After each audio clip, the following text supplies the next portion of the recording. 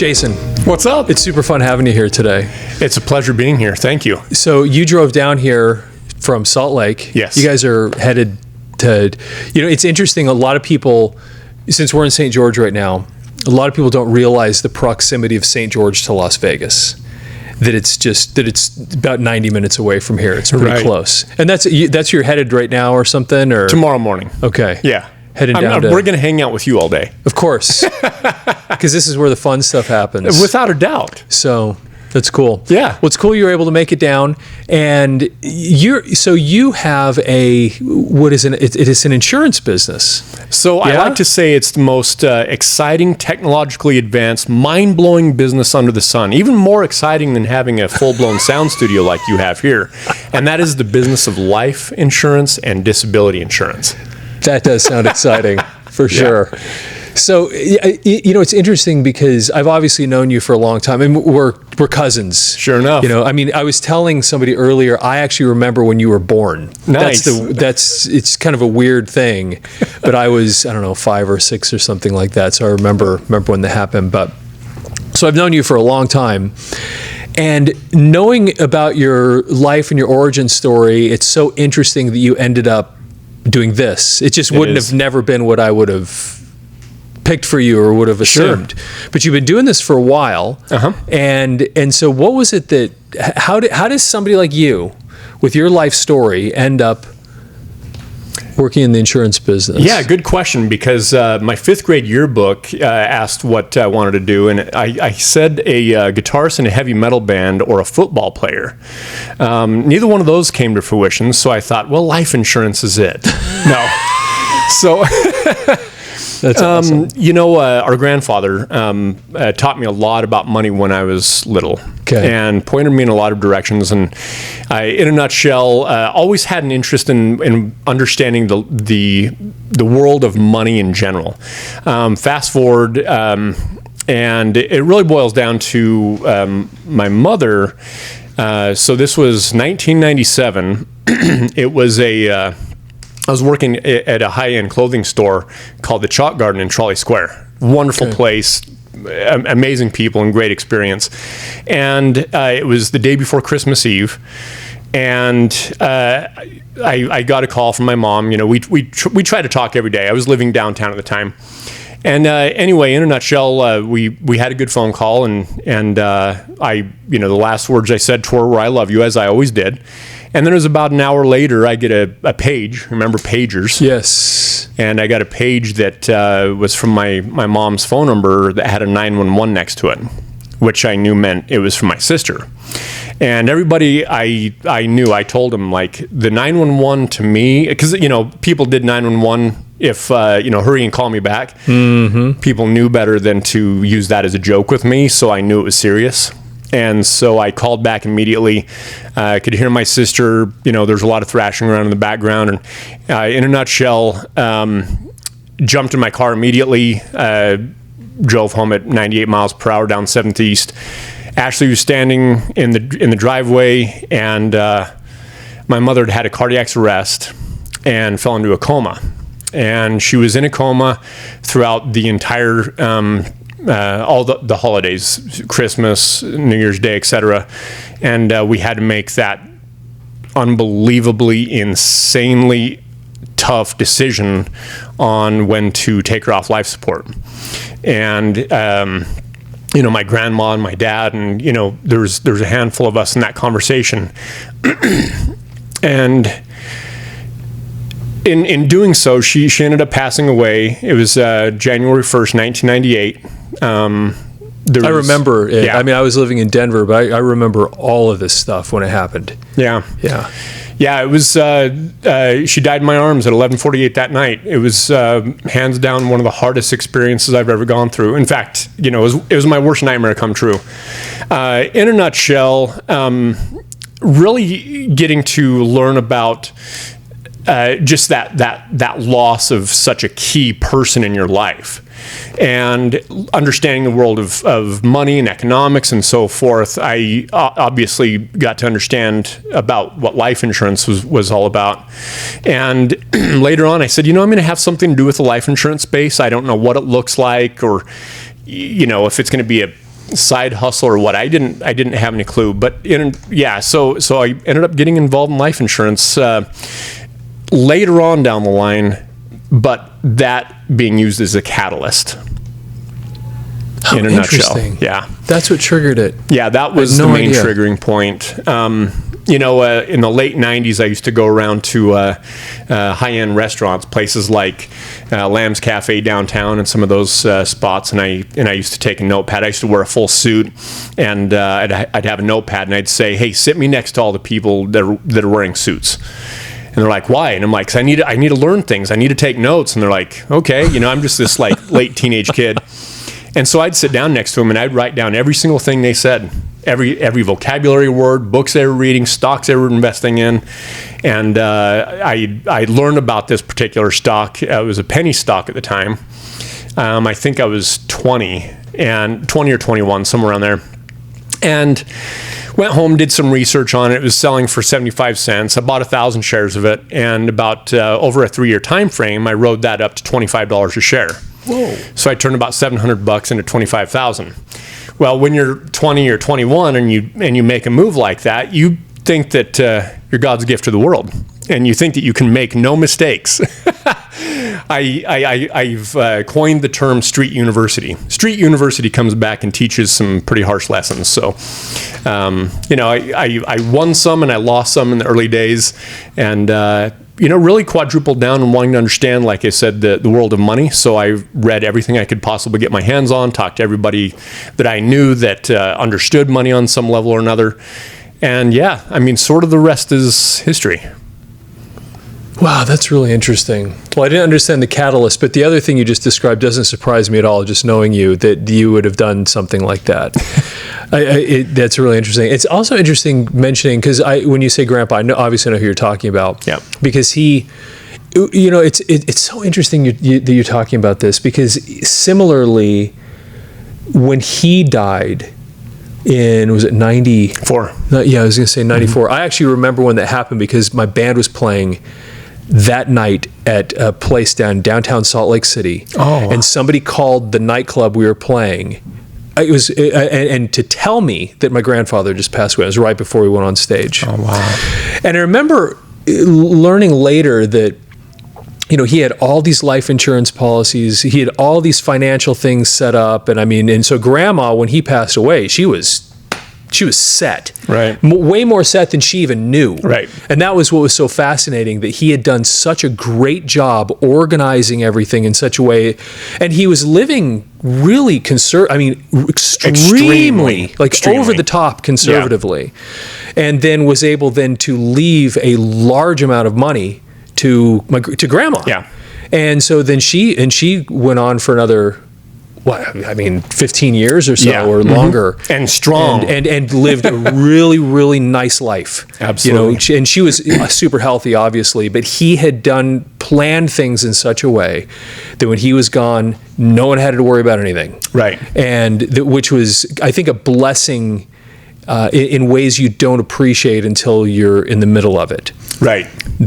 How important having that stuff organized is, and being prepared, and having the life insurance policies in place. And because didn't he have something on Marcia too? Yeah, there was a burial policy. That's the thing. Yeah. I remember my father telling me about this, that he had a life insurance policy on all the kids somehow or something. So just in case of something like... Yeah, exactly. And Grandpa actually went to... So he, as you know, he was a vice president for Conoco Oil. Right. And then he retired actually pretty early on. And then he went to work for a life insurance firm. I didn't even know that. Yeah. Okay. I forgot the name of it, but he went to work for a life insurance firm. I guess if I really thought about it, I would remember that. But yeah, I think he was in their marketing department still. Okay. The financial lessons I taught, or that I learned from him they were wild. But him living conservatively is definitely an understatement. I remember being at a fast food joint with him one time, and I put ice in my cup, and he said, no, don't put ice in your cup. And I said, oh, why not? He said, well, because you can get more Coke if you don't have the ice. Of course, this is before the days of you can drink refills, right? Yeah. So, and a lot of that kind of stuff has definitely stuck with me in terms of, just really wanting to understand money and how to allocate money appropriately. And the concept of life insurance, Yeah, it's not a sexy thing. It's just not. I get it, and it's not fun for some people to talk about. I think that's why, with my firm, Woodland Advisors, I've really wanted to make it a special experience. First of all, to be one of my clients, but second of all, I like my clients to be my friends, because who better to work with than all of your friends, right? And so that's how I build my practice. Is I turn everybody into friends, and we spend time and we go have tea together and share ideas and that kind of fun stuff.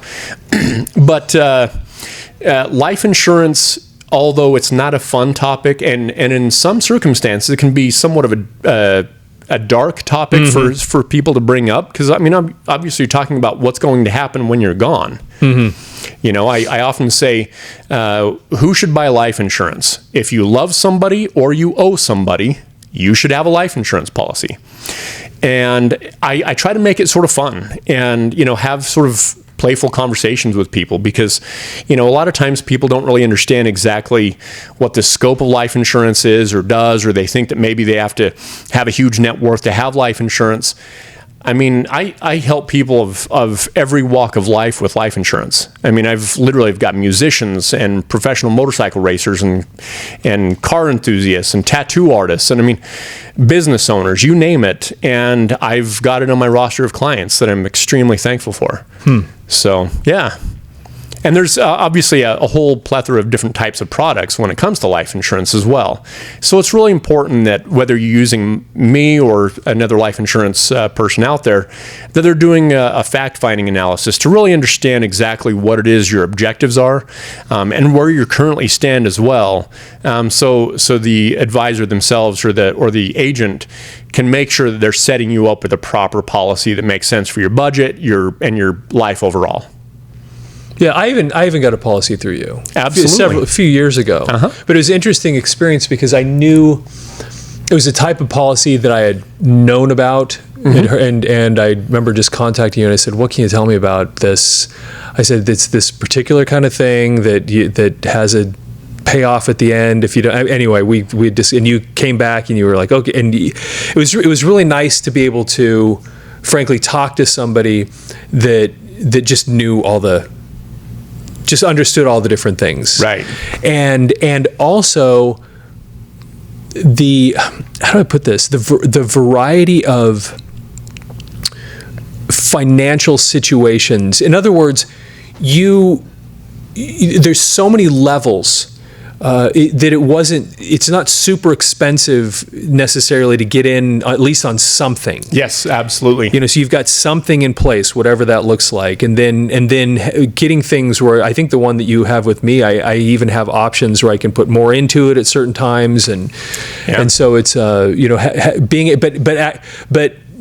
having somebody that actually understands. I know you and I have had a bunch of different conversations on finances lately, whether it's related to cryptocurrency or whatever, but there's having somebody that actually knows enough about this to be able to have an intelligent conversation to educate me a little bit so I can make intelligent decisions along the way. Yeah, because there's a lot of moving parts to life insurance, and for your average person, it's important for them to understand that it can be a lot easier done than even said.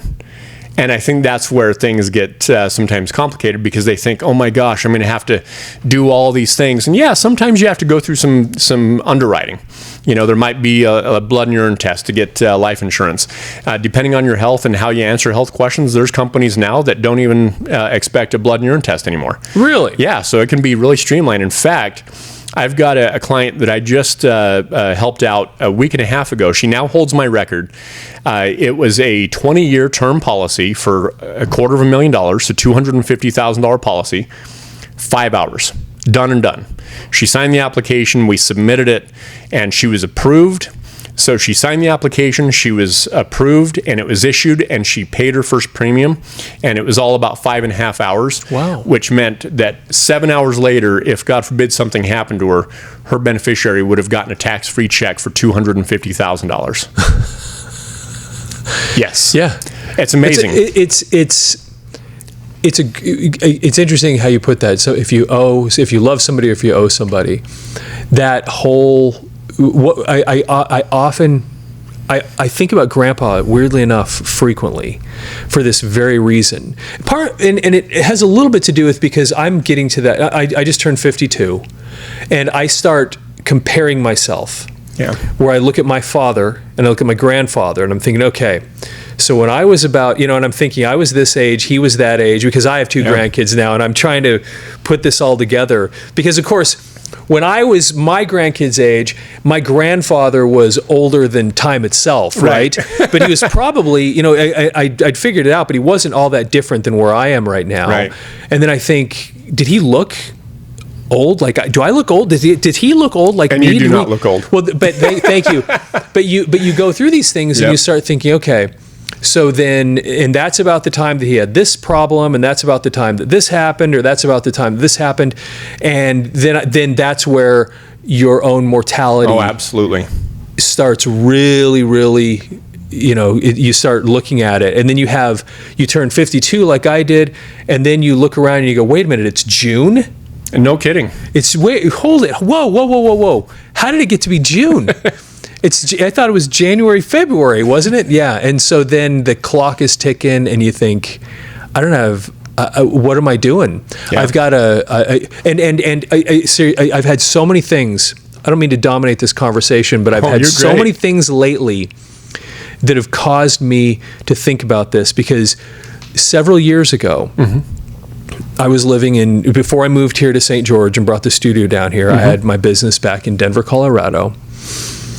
And I woke up one morning and I got on Facebook, and a friend of mine who was 52, there was a notification put on Facebook that he just died. And I went, what the heck? And I was 47, 48 at the time. And I thought, whoa, wait a second. And 3 days later, I'm singing and speaking at his funeral out here in Salt Lake City. Now, he was actually one of my, I'd moved away and I was in Denver, and he was from Salt Lake, so we weren't close like we had been. We were really, really best friends, but we were on the phone frequently. We were still very close. And then to find out, his wife made this notification that he'd passed away and whatever. But the reason I bring it up is I'm that age now. Right. And why did he die? It was just kind of, he woke up one morning, told his wife he wasn't feeling well, went in the other room, laid down on the couch. And that was it. So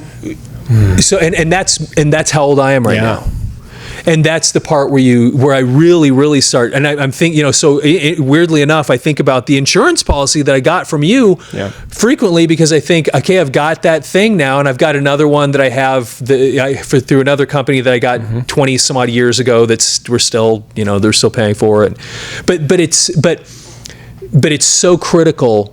And the older I get, the more I'm thinking about that, and the more I'm grateful that I got the one that I did 20 years ago. Absolutely. Because I've been paying into that thing all this time, and it is one that has a dividend at some point after so many years, or pays back. I get the terminology wrong, but that could be depending on the company. But then now I have this other one in place, and then I start thinking about, okay, Grandpa, how old was he then? And then I start finding out after he passed away, he had this policy and this policy and this policy and a policy on this and a policy on this. And I think, am I doing this wrong? Do I need to have more of this stuff in place? Is that the smart thing to do? Or is it about doing more or smarter things or whatever? And I guess the ultimate point is that's where somebody like you comes into play, where you go, okay, I need to, I definitely know I need to be doing something, and what really is the smart thing. Exactly. And really, I suggest doing a review every year or two. If there's not a lot of changes in someone's life, every couple of years is just fine. But if there's been kids had or houses bought, there's a lot of different things that can really start sort of trigger points that can maybe say, hey, maybe you're underinsured possibly. And so, I've got multiple, life insurance policies on myself. In fact, I think I've got 5, if I'm not mistaken. Because, when things change in your life, hey, you know what, maybe you are underinsured, at this point, as opposed to 2 years ago or 5 years ago or whatever that looks like. And you want to make sure things are covered. And, one of them I have specified to, some of my favorite nonprofits. Now, I mean, don't get too excited, everybody, because I'm going to live until I'm 116, 118. That's really my mark. So it's going to take a while, but it's good to do reviews, just like on any other kind of insurance. And some of the other things I do long-term care insurance, and I do retirement annuities. And I've got a passion for that kind of stuff. But life insurance, coupled right there with disability insurance, those are really important things, and they're easy to overlook. Because it's not the fun cool thing. The fun cool thing is buying stocks and buying real estate and buying Bitcoin and doing all that other kind of stuff with your money. But I really look at life insurance as almost like the bedrock of financial planning. Make sure that you've got the bedrock laid, and then go ahead and build your house on top of that. So you've got a house built on a solid structure instead of building on sand, so to speak. So I have to ask, there's two things about your business. Number one, I wanted to find out how you get clients, what your procedure is, in the modern business world, especially with life insurance. And the second thing is, I'm curious about what is the most common thing you get asked about when you're first meeting with clients, or that or what's the main thing or the most common thing you get asked. So as far as finding clients, though, I'll tell you, insurance salespeople or agents, or I'm not sure what the correct terminology is these days, but I think traditionally there's been this kind of, stigma. Yes. Yeah, sure. And so I look at that and I go, how does somebody that intentionally puts themselves in that role build a successful business? That's a phenomenal question for sure. Because again, it's sort of like, so first of all, it's sort of funny because there is no job under the sun that I personally think, oh, I can't believe that person does that job, or boy, that job is terrible.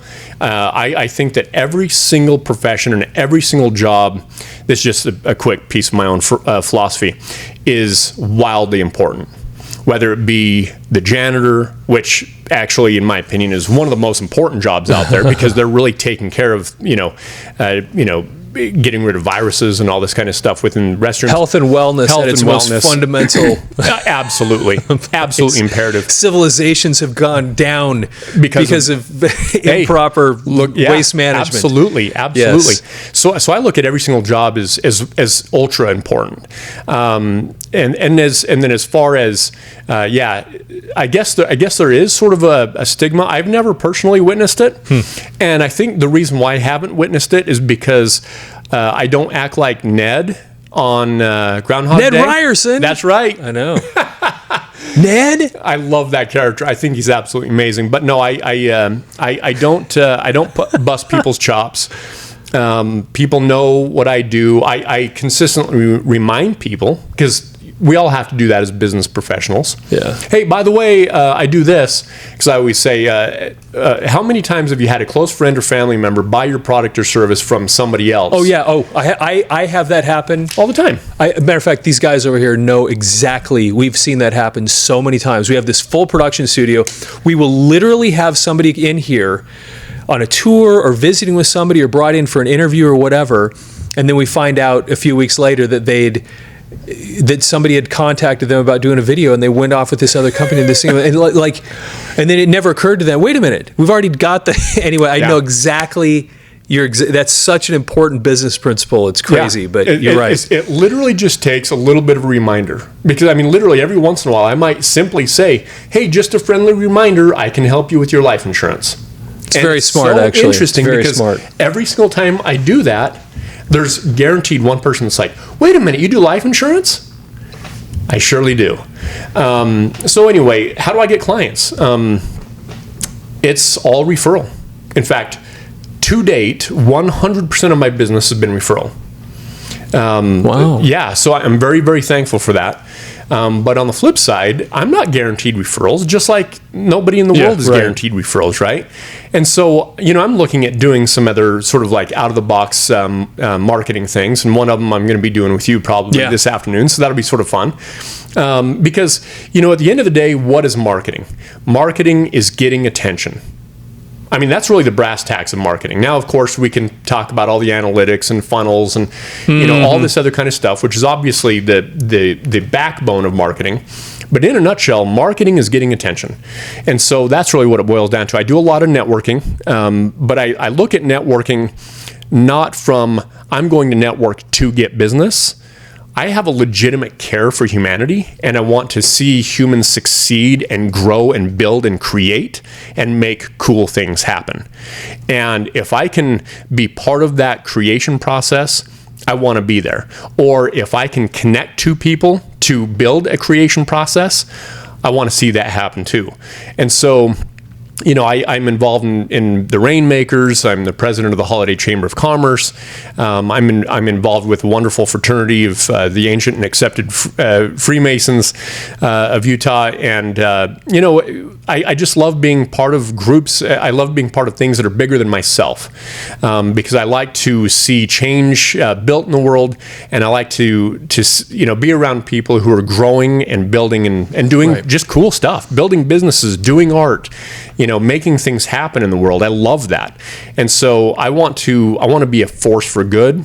And so I do my best to be in the community, supporting businesses, supporting artists and that kind of stuff.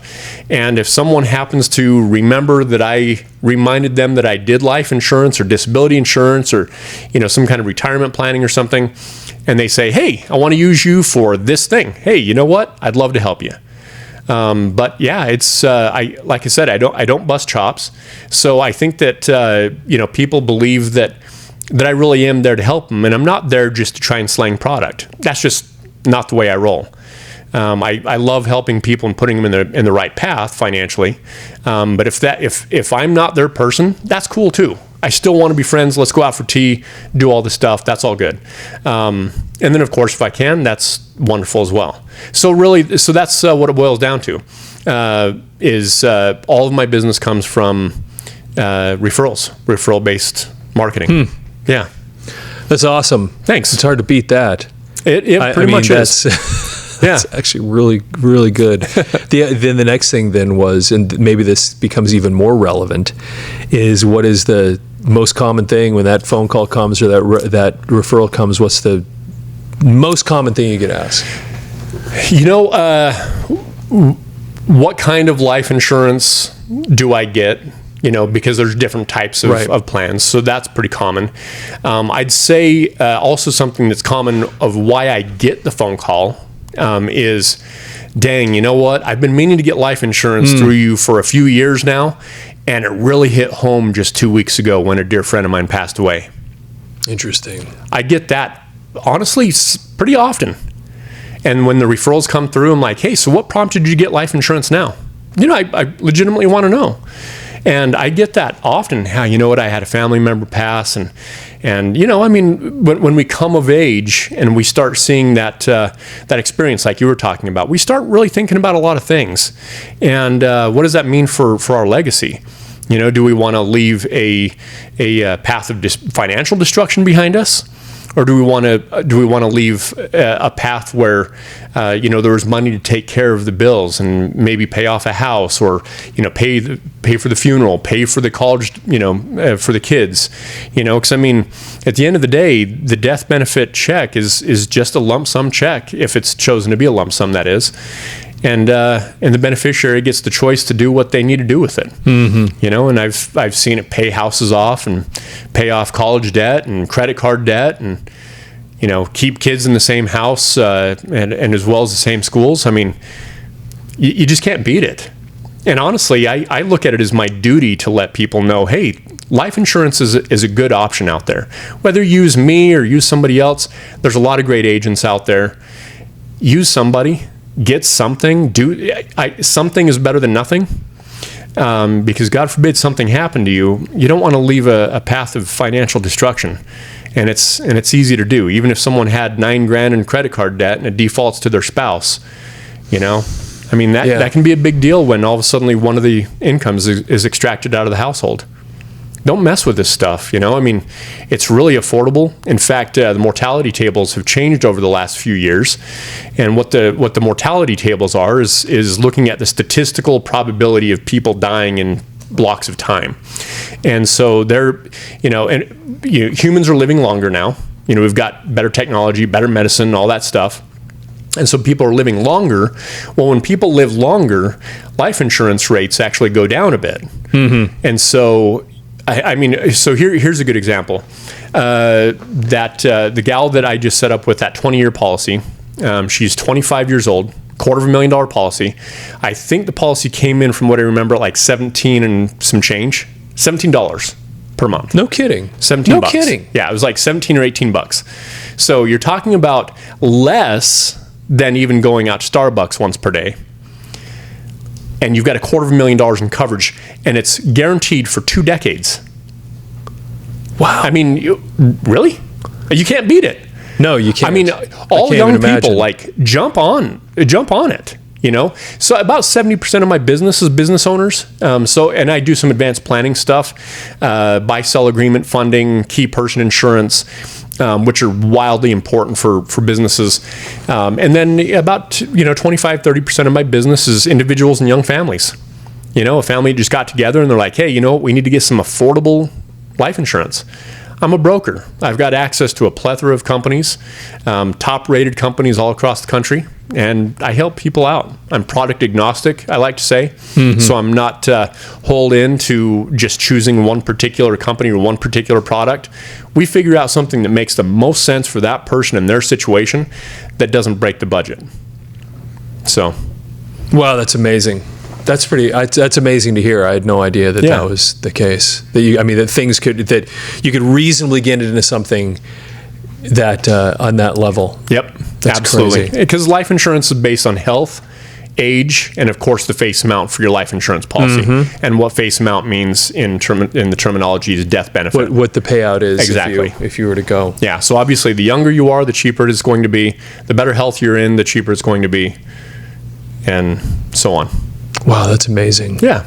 This has been terribly fascinating for me. Oh, thank you. I mean, it's fun to talk to you just because we have a history together, but this topic, like I said, for me, it's been something I've had on my mind a lot lately, just recognizing, well, just like you said a second ago, you know, where people have these experiences and then it wakes them up. And I'm sitting here right now facing the fact that I'm the same age as one of my best friends who just died a few years ago. And here I am, and no one knows why.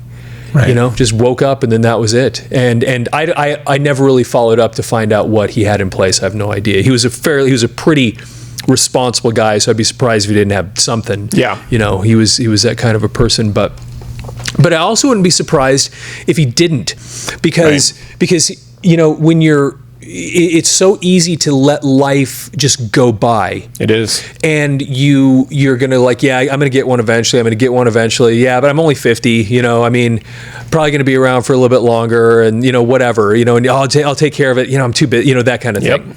And then the next thing you know, you're 52 and you die, and then you just never got around to it. And you think that's something I'll just take care of later. And then it's too late. Obviously. Agreed. Right. And so it's smart to have at least something. Without a shadow of a doubt. Just something. And then over time, like I said, I only have two insurance policies right now, life insurance, but you know, it gets these experiences and looking at my age and my own father and, you know, thinking about our grandfather. Yeah, I start thinking, is that enough? Do I need to be doing something else with this? You know, thinking about my kids and anyway. Yeah. Well, it's like Grandma used to say all the time, nobody gets out of here alive. Well, I guess except for astronauts, they temporarily get out of here alive for a little bit. Short period. Yeah. So, yeah, you know, I mean, to sort of end, I guess, like on a positive note, that life insurance is a positive thing. And what it creates, above all, is a peace of mind. It gives that person a peace of mind. They can go to bed that night and know that if, again, God forbid something happened, their family, their loved one, their business is going to be able to sustain itself because they took a few minutes out of their busy life to plan Don't be the person who has an insurance policy on your cell phone and not on your life. That is brilliant. I unfortunately didn't come up with it. That's but great. I don't That's know, a great I don't know line, where I got though. it from. That's really good. Well, thanks, man. That was very fun. That was Thanks. awesome. I appreciate it so much. Thanks for having me on your show. Absolutely.